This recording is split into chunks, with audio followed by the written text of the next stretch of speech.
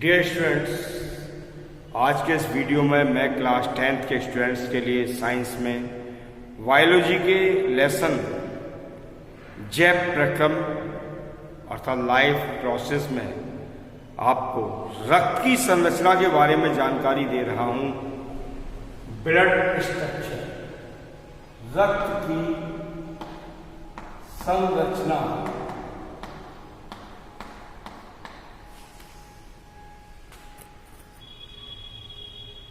Structure of blood. देखिए, रक्त गहरे लाल रंग का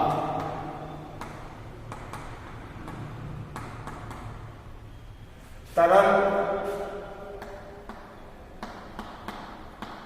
चिपचिपा विस्कस जिसे कहते हैं, गाढ़ा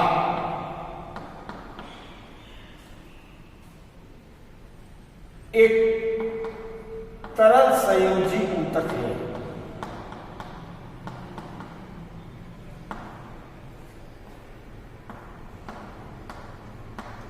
ये एक फ्लूइड कनेक्टिव टिश्यू है।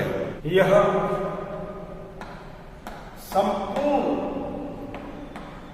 शरीर का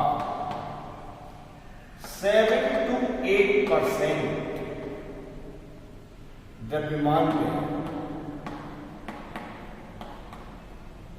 होता है।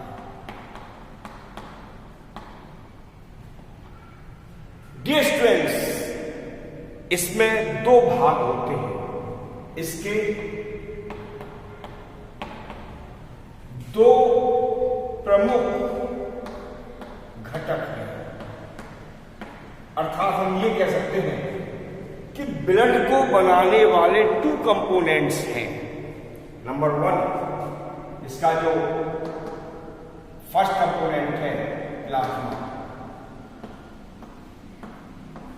यह हल्के पीले रंग का गाढ़ा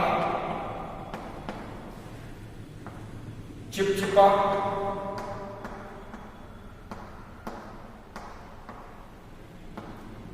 तथा संपूर्ण रक्त का लगभग 55% होता है। यह ब्लड का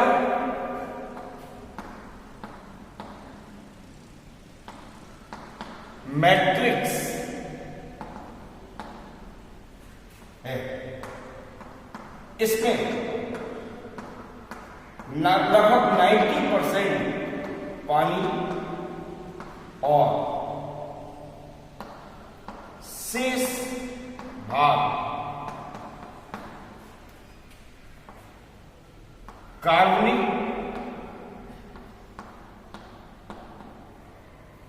और अकार्बनिक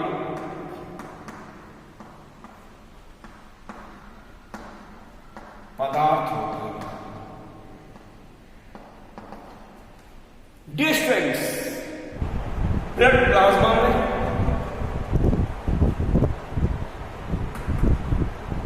अकार्बनिक पदार्थों में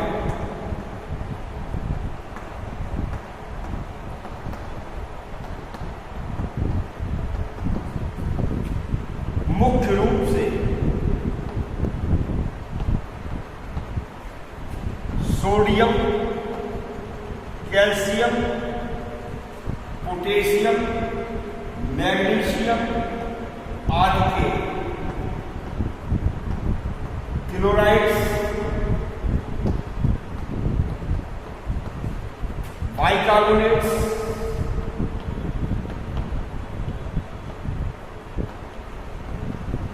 एवं सल्फेट्स पाए जाते हैं।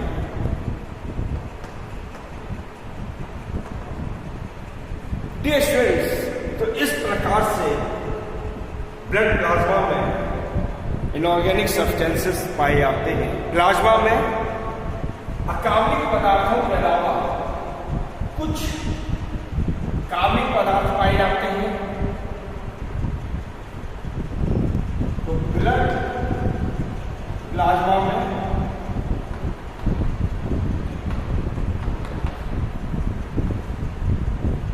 उत्सर्जी पदार्थ, हार्मोन्स,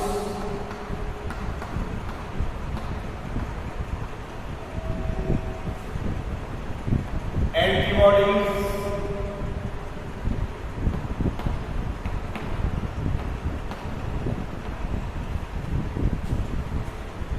कुछ डाइजेस्टेड अर्थात पचे हुए भोज्य पदार्थ,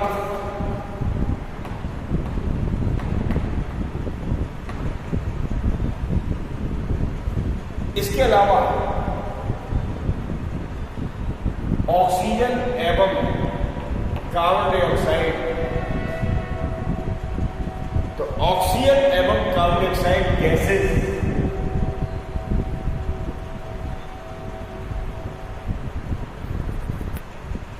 ऑक्सीजन एवं कार्बन डाइऑक्साइड गैसें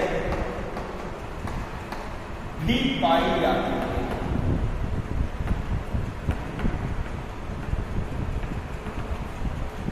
इस प्रकार से ब्लड मैट्रिक्स अर्थात प्लाज्मा ब्लड का मेन इंपॉर्टेंट पार्ट होता है।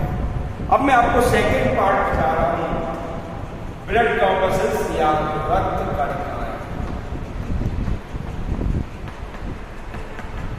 ये टोटल ब्लड का, ये संपूर्ण रक्त का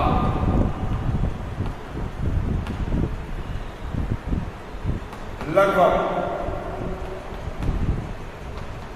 45% होती है। ये 3 प्रकार की होती है।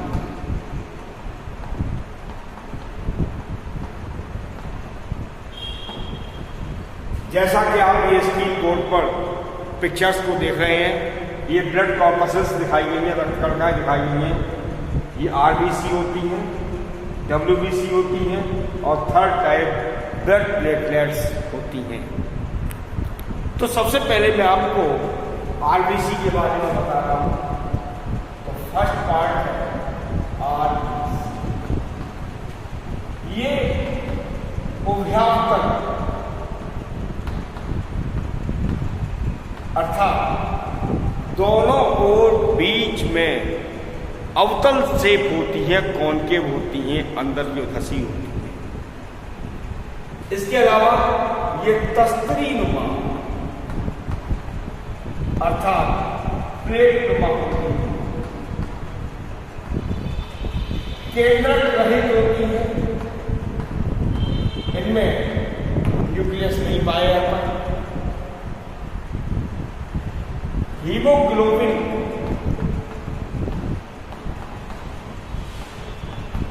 युक्त होती है और हीमोग्लोबिन युक्त होने के कारण, हीमोग्लोबिन में डिस्टर्स 2 वर्ड्स हैं, हीम एंड ग्लोबिन। हीम कहते हैं लोहे को, ग्लोबिन प्रोटीन है, तो एक लोह युक्त प्रोटीन होती है, हीमोग्लोबिन कहते हैं। इसी के कारण ये लाल रंग की होती है। इनकी संख्या लगभग 50 से 55 लाख प्रति घन मिलीमीटर होती है। जीवन लगभग 120 दिन तक होता है। तो ये 120 डेज अर्थात 3 मंथ तक एलाइव रह सकती है। आरबीसी मुख्य रूप से ऑक्सीजन और कार्बन डाइऑक्साइड के गैसीय परिवहन में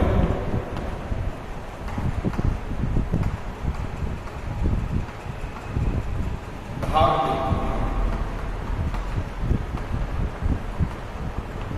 अब मैं आपको सेकेंड टाइप डब्ल्यूबीसी के बारे में जानकारी दे रहा हूं। डियर स्टूडेंट्स, डब्ल्यूबीसी आकार में आरबीसी की तुलना में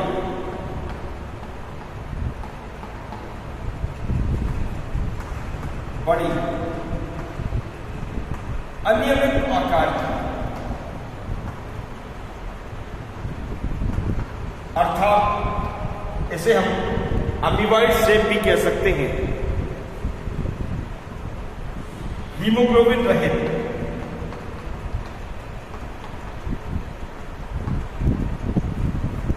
अर्थात इनमें हीमोग्लोबिन नहीं पाया जाता। ये न्यूक्लियस युक्त होती है, अर्थात केंद्रक युक्त होती है। इनकी संख्या लगभग 8,000 से लेकर के 12,000 तक पर घन मिलीमीटर होती है। और इनका जो जीवन है, लाइफ है, 1 to 4 days, ये 1 से 4 दिन तक जीवित रहती है। डियर स्टूडेंट्स, ये WBC 2 टाइप्स की होती है, जैसा कि A और B ये आप देख रहे हैं। कड़कामय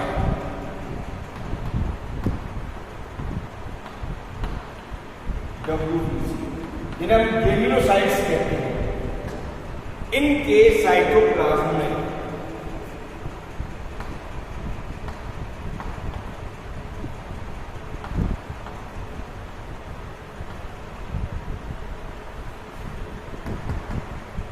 कणिकाएं पाई जाती हैं।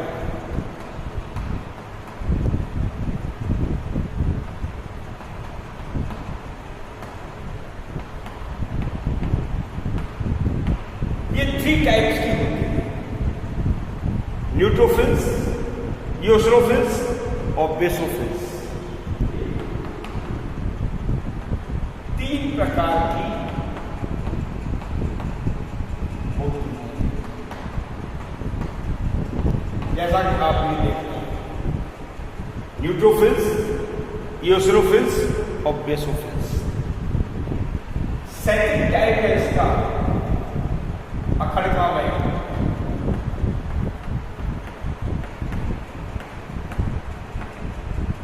ये भी WBC है, इनमें साइटोप्लाज्म कणिकामय नहीं होता या कणिका युक्त नहीं होता। ये 2 प्रकार की होती हैं, लिम्फोसाइट्स और monocytes.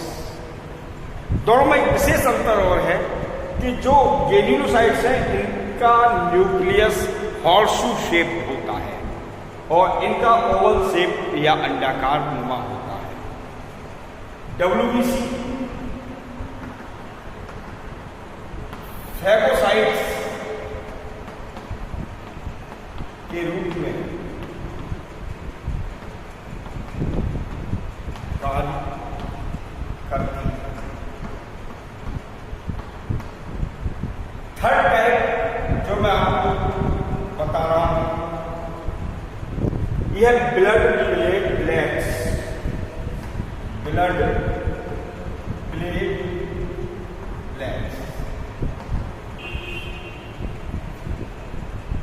Dear students, blood platelets आकार में छोटी,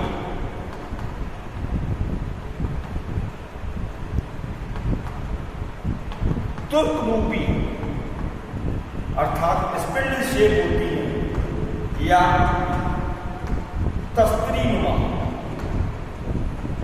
या तो ये प्लेट नुमा होगी या तुर्करूपी का मतलब है एंड्स पर, किनारों पर पतली और बीच में मोटी होती है। केंद्रक विहीन,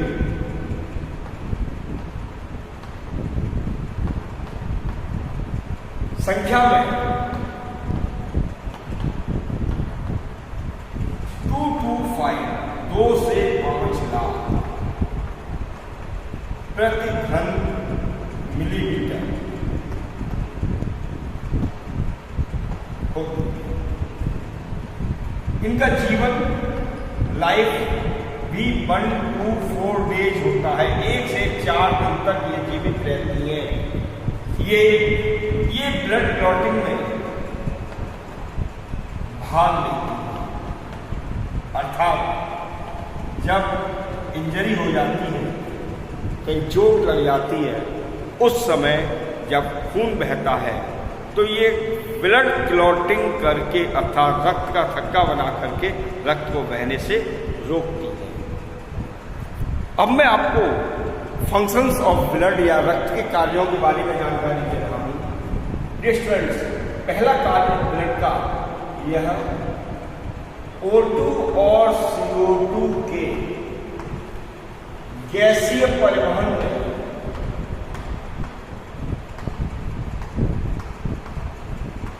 भाग लेता है। दूसरा फंक्शन, यह बचे हुए भोज्य पदार्थों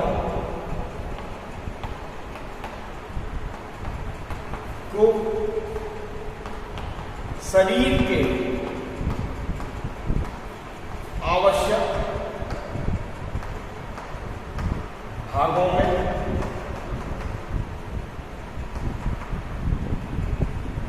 पहुंचाता है।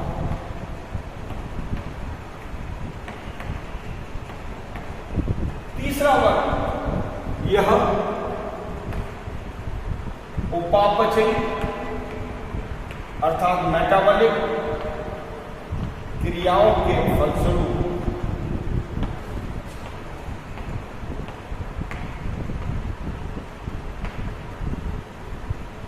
बने हानिकारक N2 अर्थात नाइट्रोजन युक्त पदार्थों को किडनी अर्थात गुर्दे में पहुंचाता है।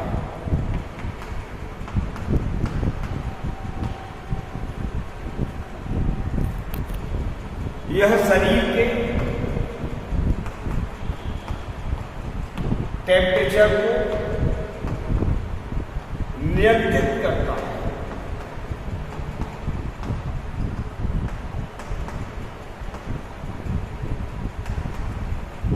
नेक्स्ट देख सकते हैं हम, यह शरीर में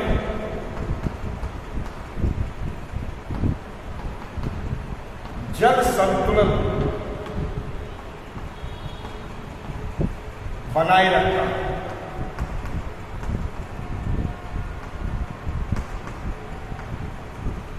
इसके अतिरिक्त हम ये भी कह सकते हैं कि यह हार्मोन्स, एंटीबॉडीज एवं अन्य पदार्थों को शरीर के विभिन्न भागों में पहुंचाता है।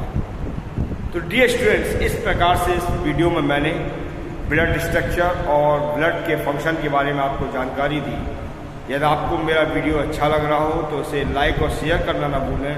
साथ ही जिन विद्यार्थियों ने मेरे चैनल को सब्सक्राइब नहीं किया है वे इसे तुरंत सब्सक्राइब कर लें ताकि आने वाले वीडियोज़ की नोटिफिकेशन आपको सबसे पहले प्राप्त हो। Thank you.